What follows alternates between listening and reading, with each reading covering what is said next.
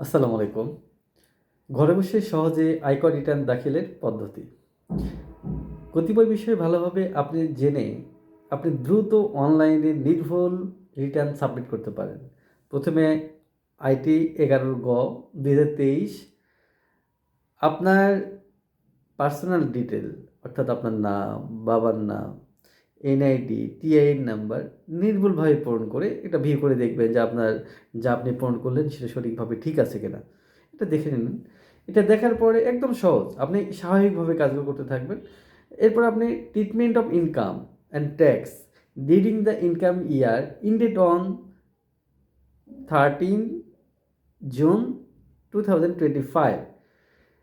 এখানে আপনি কি আসলে আছে? এখানে কিছুই নেই। এখানে আপনি যে আয়টা করলেন, আপনার আয়টা কোথা থেকে আসছে? যে income from employment or income from rent, অথবা ইনকাম ফ্রম আপনার এগ্রিকালচার হতে পারে, অথবা ক্যাপিটাল গেইন হতে পারে। অর্থাৎ এই ক্ষেত্রগুলোর ভিতর থেকে যে ক্ষেত্রগুলো থেকে আপনার ইনকাম অর্জিত হয়েছে, ওই ক্ষেত্রগুলো আপনি সঠিকভাবে আপনার ইনপুটগুলো আপনি দিয়ে দিলেন। দিয়ে দেওয়ার পরে আপনি দেখলেন যে এখানে আপনি কি পাবেন? আপনি মোট করযোগ্য আয় পাবেন, যে আপনার মোট করযোগ্য আয় এটা আপনি পেয়ে যাবেন। এর নিচে দেখবেন একটা অপশন আছে, আপনার মনে রাখবেন ট্যাক্স কম্পিটিশন। এই ট্যাক্স কম্পিটিশন অপশনে আপনার যে সর্বমোট রিবেট এবং মিনিমাম ট্যাক্স এখানে ডিটেল দেওয়া থাকবে। জাস্ট আপনি ভালোভাবে দেখে নেবেন, এবং আপনি যদি উৎসে কোনো কর দিয়ে থাকেন সেটা আপনি ইনপুট দেবেন। ইনপুট দেওয়ার পরে এখানে মিনিমাম ট্যাক্সটা আপনি পেয়ে গেলেন, যে আপনি কত টাকা ট্যাক্স আপনাকে পে করতে হচ্ছে এটা আপনি জেনে নিলেন, এবং সেই পরিমাণ ট্যাক্স এই আপনি আর ব্যাংকে যেতে হয় না। আপনি আমাদের এনবিআর সিস্টেমে আপনি কী করলেন, ক্রেডিট কার্ড, ডেবিট কার্ড অথবা বিকাশ এবং ডিজিটাল ব্যাংকিংয়ের মাধ্যমে আপনি পে করতে পারবেন। এরপরে থাকলে হলো শিডিউল 1-এ যারা সার্ভিস হোল্ডার, অর্থাৎ যারা ইনকাম ফ্রম এমপ্লয়মেন্ট দেখাইছেন, তাদের তখন কী করতে হবে? ডিটেলটা দিতে হবে না, যে আপনি কোন কোন ক্ষেত্রে আয় করলেন। সেক্ষেত্রে আপনার যদি সার্ভিস হোল্ডার হয়ে থাকেন তাহলে আপনার দিতে হবে প্রথমে হলো বেসিক স্যালারি কত, তারপর আপনার house rent, medical allowance, convince allowance, এবং আপনার যে কোনো আদার্স বেনিফিট পায় সেই আদার্স বেনিফিট, ইভেন যদি আপনি ফেস্টিভ্যাল বোনাস ফেস্টিভ্যাল বোনাস আপনি সুন্দরভাবে আপনি এখানে ইনপুট দিয়ে দিলেন।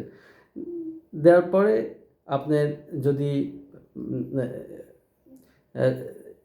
আইটি 10 BB 2023-এ স্টেটমেন্ট অফ এক্সপেন্স রিগার্ডিং লাইফস্টাইলে আপনি এতক্ষণ দেখালেন হলো আপনার আয়ের ডিটেল, এখন আপনি দেখাবেন হলো ব্যয়ের ডিটেল, যে আপনি কোন কোন ক্ষেত্রে ব্যয় করছেন। আপনার হতে পারে এটা ফ্যামিলি ফুডিংয়ের ক্ষেত্রে হতে পারে, যাতায়াত, চিকিৎসা ভাতা, অথবা আপনি যদি শিক্ষাক্ষেত্রে আপনার বেশি আমাদের খরচ, শিক্ষাক্ষেত্রে আপনি খরচটা দেখাই দিলেন, তাহলে প্রথমে আপনি পুরো আয় দেখালেন, এখানে এসে আপনি হলো পুরো আপনি ব্যয়ের ডিটেলটা দিলেন।